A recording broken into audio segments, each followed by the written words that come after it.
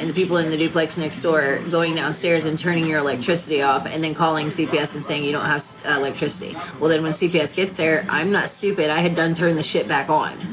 They didn't know, but I did.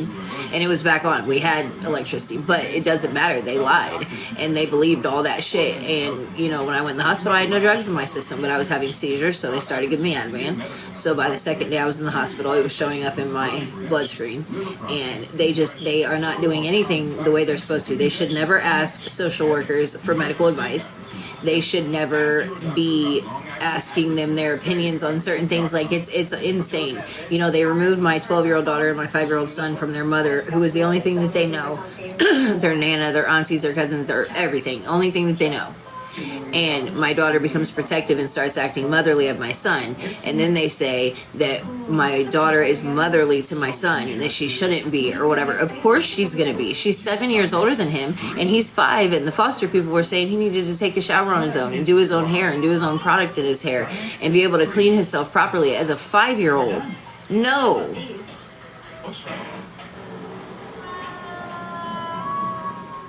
The quicker picker-upper.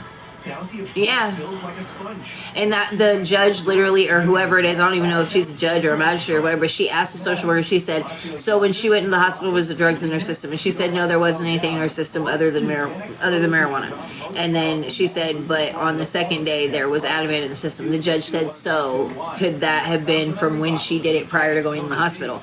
And the social worker was like, I don't know. But obviously not. If somebody's on a ventilator on life support for 24 hours, there's no way they could introduce something new to their blood system that somebody else didn't do.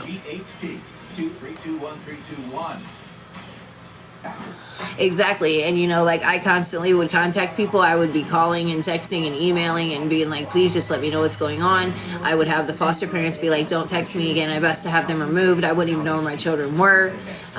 Just constant things. I didn't see or talk to my children from the 28th of November until the 23rd. Like, there's no rhyme or reason why that should happen. And I was asking to see them every day, talk to them on the phone every single day. And I would go up there 4 hours each way to see them in person whenever I possibly could. And I told them, if you want me to take a random drug screen, call me by fucking, even if you call me by fucking 12, dude, I can be there before y'all close at 4:30 or 5 o'clock to take a random drug screen. Like, just tell me when. But they won't. And then when we were even in court, I would tell my lawyer what to say beforehand. She wouldn't say it. And then during the court session, I would text her. I'd be like, dude, like, why the fuck are you not saying this shit? And then I would literally be like, can I speak for myself? And they would be like, no, you can text your lawyer. It's so crooked. It's not even funny. That she had paid off the mortgage. And I still do.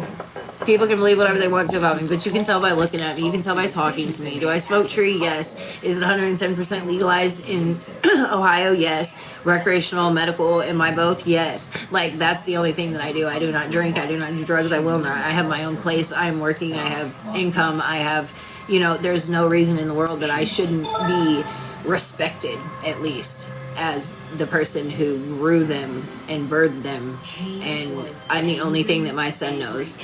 And my daughter has been back with me since she was freaking 5 or 6 years old.